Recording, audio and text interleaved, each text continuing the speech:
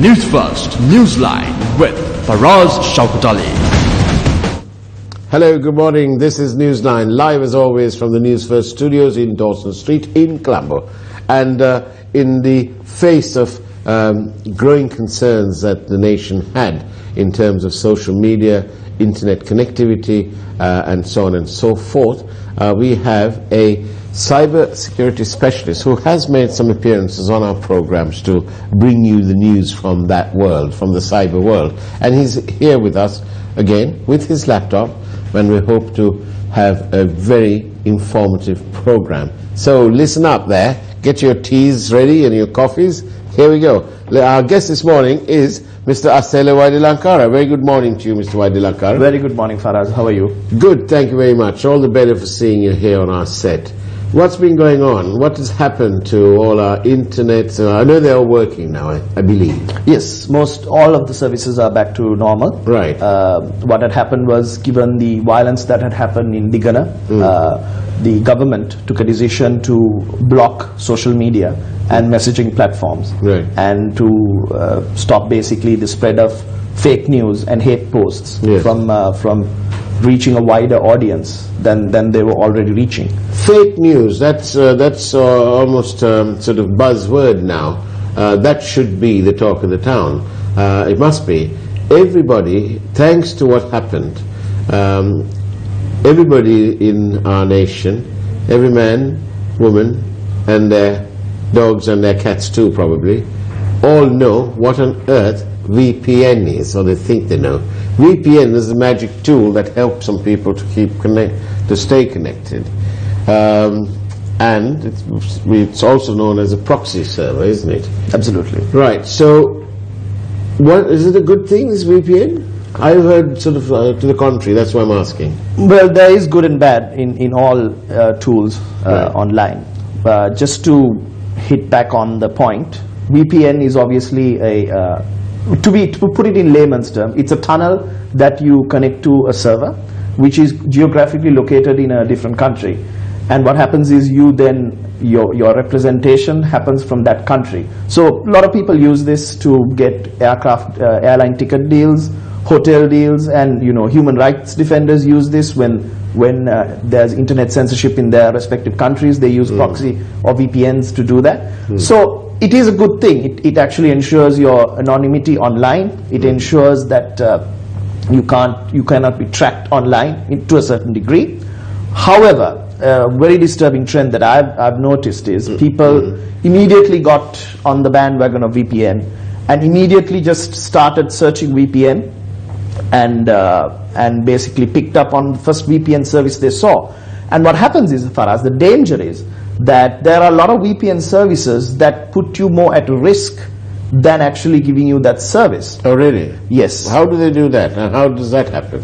Because, for example, rather than actually masking your data, yeah, or masking your IP, it sometimes in fact sells your data to third-party people. And also, some of these VPN services will have malicious viruses or malicious malware that can get into your mobile devices, that can get into your phone, and therefore affect you very badly, because your financial... Can it compromise our online banking, for example? Absolutely, that's the point I was trying to tell you. Your credit card information is now on your mobile. Your personal information is now on your mobile. And just imagine if somebody, a violent actor or third-party malicious actor, has access to that information. Faraz, I'm sure you have a lot of sensitive information on your mobile, which you don't want any other one to see. After the Bond investigation, nobody uses this.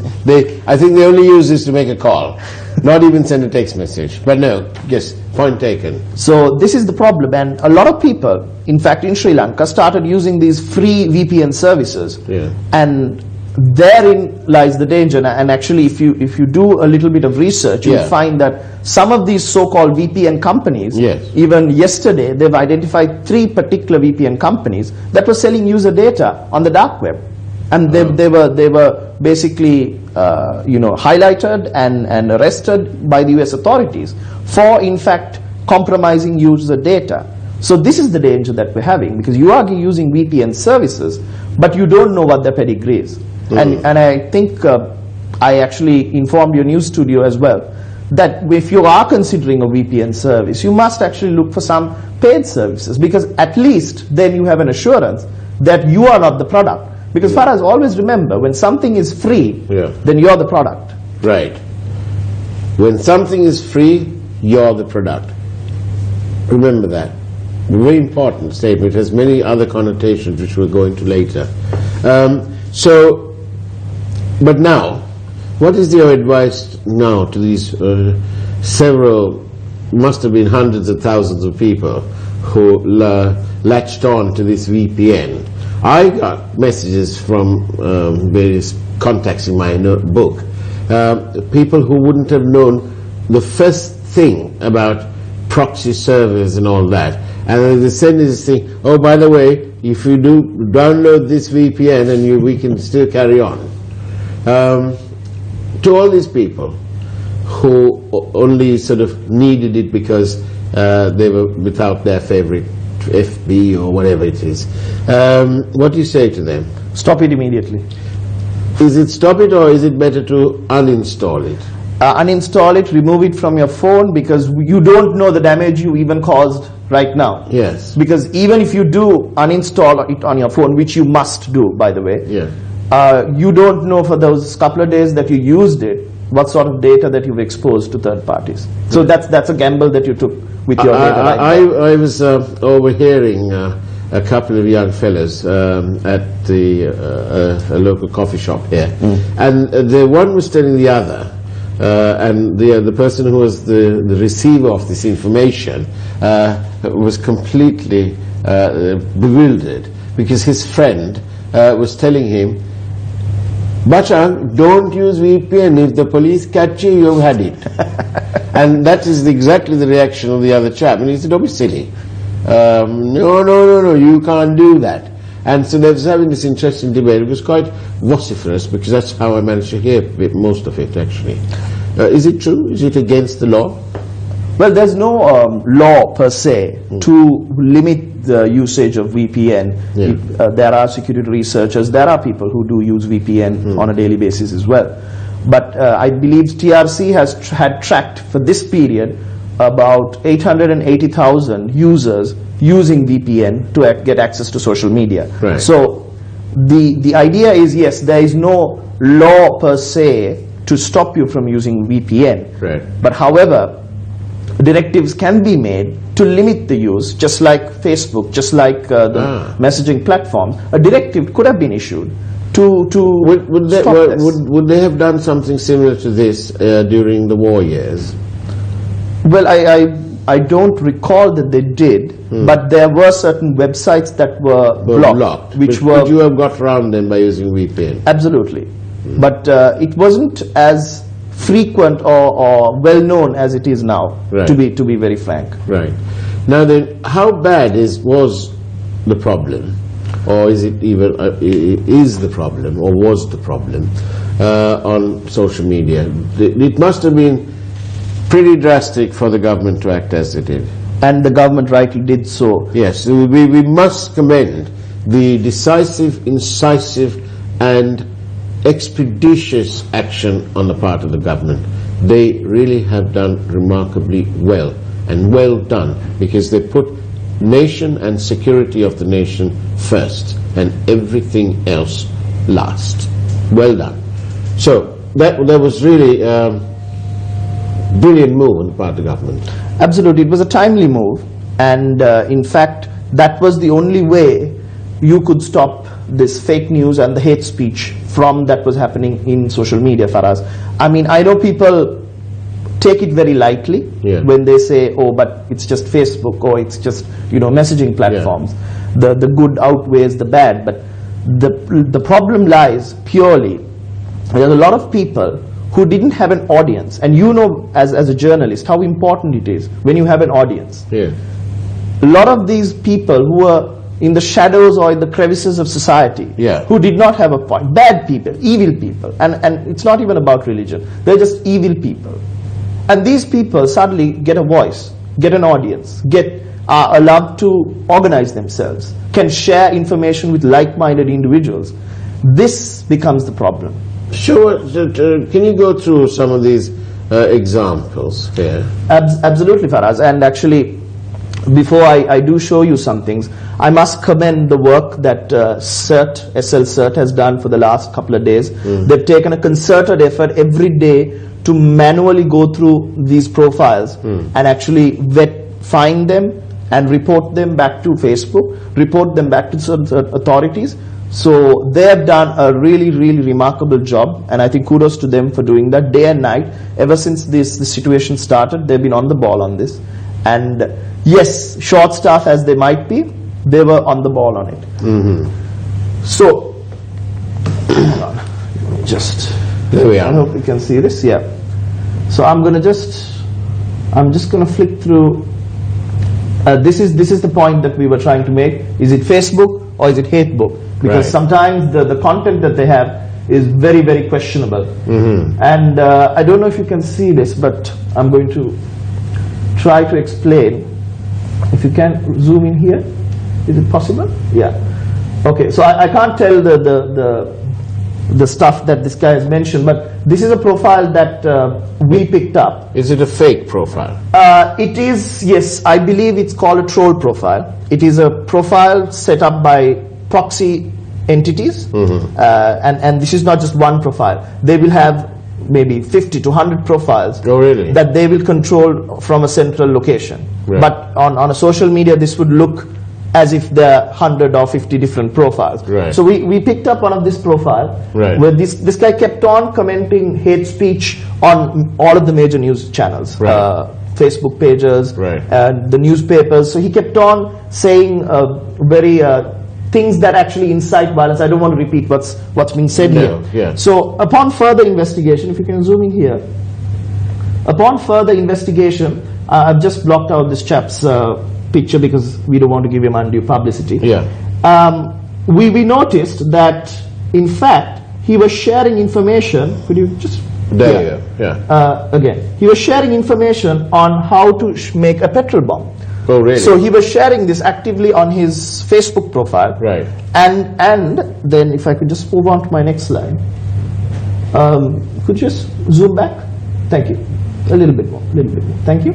So as you can see, this chap was making some very interesting comments, and he was asking people to come to Kandy, to come to Digana, to participate in the violence. Then this is exactly what social media, the danger of social media, where you can get very dangerous situation. Exactly, Faraz, where you have a situation where these people are calling on other people, reaching out to other people to come and participate in this violence. And let's just give me a moment. I will.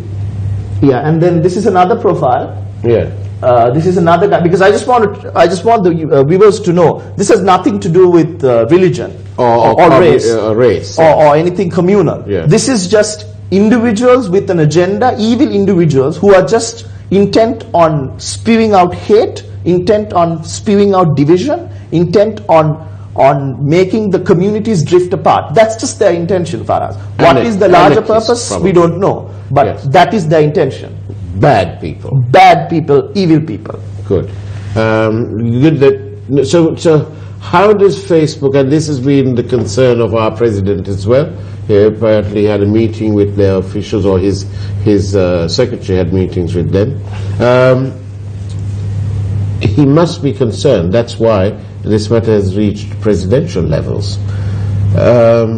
How does Facebook have the why can't they detect this hate speech and so on? That's a very interesting question, Faraz, and this is a question I believe the government, the Ministry of Telecommunication and Digital Infrastructure has been constantly raising with Facebook, even before this violence started. There have been concerns from the law enforcement authorities, from the security agencies, from CERT, from the Telecom Ministry, that Facebook was not doing enough to combat hate speech. Why are we focusing on Facebook? Because 89% of the social media population in Sri Lanka are on Facebook, Faraz. 6 million population is on Facebook. So it's a very important tool. 6 million with them? 6 million. People of the 21 million population in Sri Lanka are on social media, are on Facebook. That's amazing. Absolutely amazing. And To take a look at more amazing stuff, we'll do that on the other side of this break. Don't go away. After all, this is Newsline. Welcome back to Newsline, a very important edition on Newsline where we're looking at this menace called Hatebook, Facebook. Asela Waide Lanka, cyber security specialist, is with us. Asela, you're actually doing very well. Thank you. We are all enjoying the program. Tell us, where were we? well, we were talking about, the point was Facebook and hate speech particularly in Sinhala and what we call Singlish. Now Singlish is using English characters, you're typing in Sinhala. Right. So these variations, Facebook has a difficulty understanding, because I've seen a lot of people saying, oh, but why can't just Facebook stop this? Facebook can't stop it simply because their automated processes that they use, Faraz, are not sufficient to pick up Sinhala hate speech. I see. Or Singlish hate speech. I'll give you an example right here. Yes. If you can just, I'm sorry I keep doing this, but I must actually show you. Okay. This gentleman is on Twitter, and he in fact reported this profile on Facebook, which is clearly giving out hate speech. It is basically, I don't want to read out what's written here, but it is hate speech, and he in fact complained to this. Now this was when the Digana riots were happening. He complained to Facebook on Facebook. Facebook got back to him 6 days later, 6 days, Faraz, saying simply, this doesn't violate our community standards. When it's clearly hate speech, when it's inciting violence against a particular racial group or a particular religion, Facebook failed to identify. Why? Before we rush off to blame Facebook being supportive. Well, simply because this text is in Sinhala. And Facebook, right now, we know has a problem in moderators in Sinhala language, because they don't have people who can do this job of moderating Sinhala content. Our Prime Minister wants 1 million jobs. What about sending Well, certainly Faraz, this is something I suggested as well. You have wonderful people from the University of Colombo. You have people, talented people all around this country. And Facebook, in fact, did the same thing in Germany when the German Chancellor, Angela Merkel, told Facebook, you need to stop hate you need to stop hate speech that's happening within Germany, because there were a lot of pro-Nazi groups that were propagating on Facebook.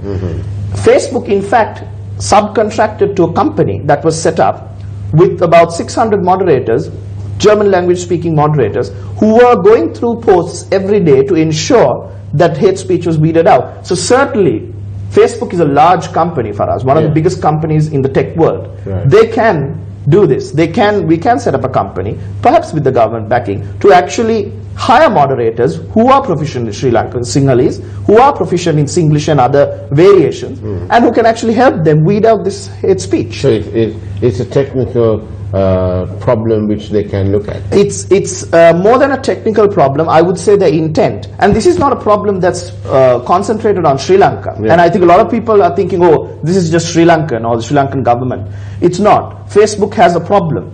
Facebook has a problem right now. About a couple of days ago, the UN released a report on the Rohingya crisis.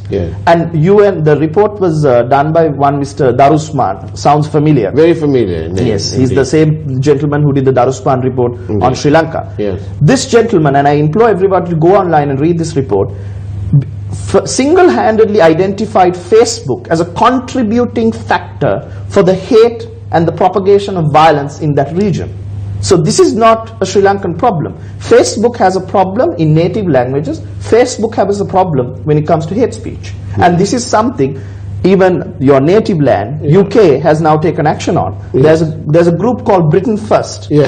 And yesterday they took action to actually shut this group down because they were inciting hate speech. Germany is inciting laws to combat hate speech. And before I actually finish, I just wanted to touch on this point. So again, this particular post was then picked up by the Minister of Telecommunication, Mr. Harim Fernando, and he highlighted the fact that this was indeed the problem, that Facebook did not have the human resources required to tackle this problem, or maybe perhaps the intention.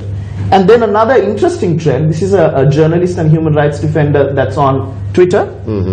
She said that this is not only about racial violence, that there are certain groups that certain pedophile related groups, certain sexual crimes related groups that are on Facebook, that Facebook in fact is not taking action on. So that indeed is the problem here. And one more thing, Faraz, I know we are pressed for time. I want people to understand this, the problem. Now this is a very interesting one. If you, can you see this? Yes. Right. I don't want to read out what's here because it's absolutely pure hate. Yes. But what I want to identify is the problem here. Now you see, this is Google Translate. Google is a very robust platform, and they have a very robust translation platform. But you see, when you actually put this hate speech through Google Translate, the result that comes is not hate speech. It's actually rather comical. And this is the problem. So what happens is, these guys actually... Let's see if our control room can switch on to that one, because it's a very important card we're trying to show. Control room, yes, there, thank you. Okay. Now this is the whole thing, isn't it? Because the translation has come out wrong. The translation has come out wrong. Yes. The translation, forget about coming out wrong, the context is missed. Completely missed. The hates, obviously when you identify this, it's not hate speech. When you look at it in English, and if you're not a native speaker of Sinhalese, and you look at this in English in the Facebook offices, you're like, my God, it's terribly alright chap, this is nothing wrong, this chap is just rather funny. It's not. He's inciting violence. And this is the gap that has been existing. Because obviously machines cannot add context and so on. As far as we've gone, even in the fields of artificial intelligence, Faraz, machines can't understand satire. Machines cannot understand context. Machines cannot give, various other nuances of the language. Still, machines are not able to decipher, and this is the problem. I must read out of several messages we're getting in. I think many of our viewers are so shocked, but this is sort of representative of what of the many messages I've been getting this morning. Congratulations and thank you for enlightening us. This should be re-aired in Sinhala and Tamil as well, and that comes from Mr. Dunivilla in Kandy. Now, thank you, Ashela, for bringing us up to speed on this, because there was a perception that Sri Lanka is a tiny country and Facebook won't have time for us. Absolutely not. And if you give me the pleasure, I will just have one more nugget of information that I wanted to show our audience, just for those who are maybe perhaps ridiculing the social media ban and the internet ban that was happening. Yes. This is taken from 6th and 7th of March. This is when the violence in Digana was at the highest. Yes. I want you to, if you can just zoom into this chart here. Obviously it says how to make a petrol bomb. This was a search term that was used. And you can see around those 2 days there is a spike in this search term. Why? Because around the central province and around certain provinces, this term was being used on average, the search. More than average, above average. Way, because from that spike, it looks way above average. Way above average, and probably above average, and not even in, like usually there were not any much searches at all, and suddenly there's a spike. So certainly it was a tool that was used to incite violence. One more chart, Molotov cocktail. You know what a Molotov cocktail is, Faraz? Actually, I'm going to have to search for it. Excellent. You'll contribute to the search results. As you can see again, 6th and 7th, there's a spike in the data of Molotov cocktails. Right. So certainly, and again, the search data is around the central province. Right. So this again, as you can see, although people were critical, there were grounds and there were indeed reasoning to limit the social media use and limit some of the internet use as well, because this was indeed a problem. And as you can see, it's being used as a tool. Another regular viewer who followed the Bond scam very carefully, and we know supplied us as a whistleblower, but that person says, thank you, it's one of the most beautifully informative programs that you have aired on Newsline. Thank you, and thank you for that, Asela. But are we on top of the game? Because I don't know about you. You seem to be in your 30s, the early 30s, and your entire life has been within an ambience of a terror problem. Absolutely. I don't know whether you want to return to that state of affairs. Absolutely not, Faraz. And I think my family had effects of that as well. So Yes. this is something we don't want to go back to. Yes, it's and so the government have acted well, but how about these bad people? Will they be using VPNs to get in on that? Absolutely, and Right. then How do you stop that? the problem is not VPN. The problem is not connectivity. The Right. problem is getting these bad actors Yeah. out of these platforms, and that's not something the government can do on its own. Right. That's something Facebook needs to do, because right now, if you take this equation, Facebook has more negotiating power and Facebook has more bargaining power than the government of Sri Lanka. Right. Because Facebook is a bigger platform. And mind you, Faraz, although we consider Facebook as something of our own, I think people keep forgetting Facebook is a foreign company. Yes. Yes. Which is intent on making profit. Yes. That's based in the United States, that are not governed under the laws and statutes of Sri Lanka. Right. And therefore their accountability in all this is questionable, which is why they have a lackluster intent, they have half-hearted approach. But when it comes I'm to sure these our things. president's pointed out that if we want to stop you, we will stop you. Absolutely. Well, that's good, strong leadership, which is what we need.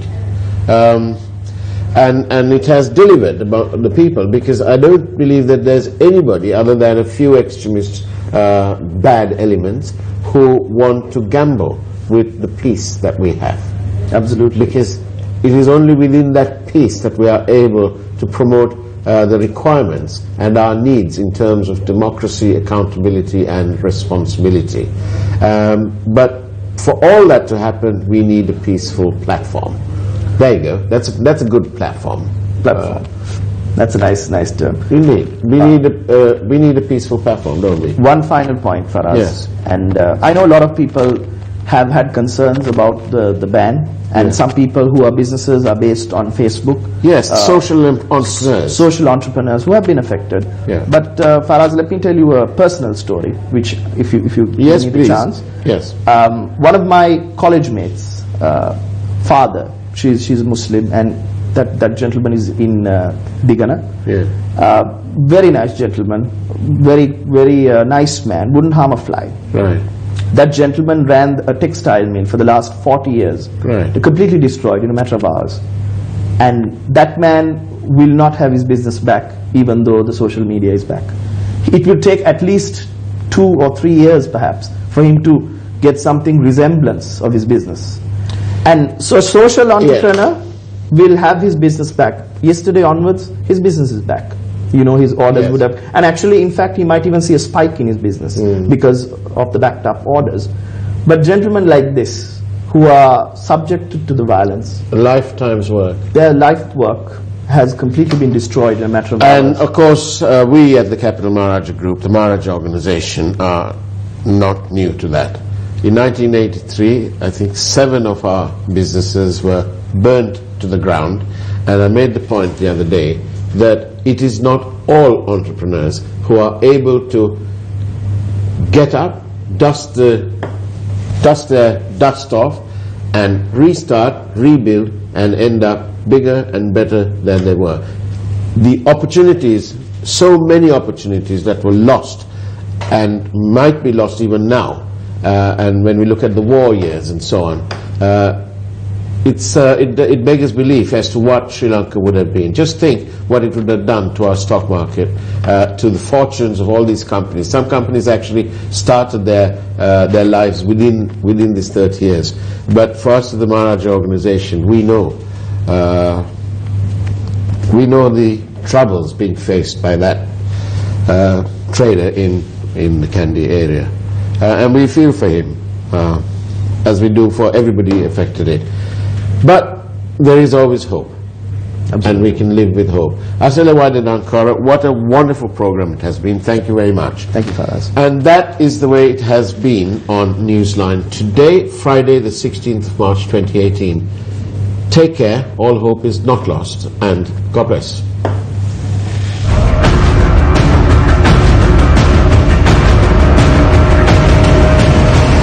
Newsfirst, Newsline with Faraz Shauketaly.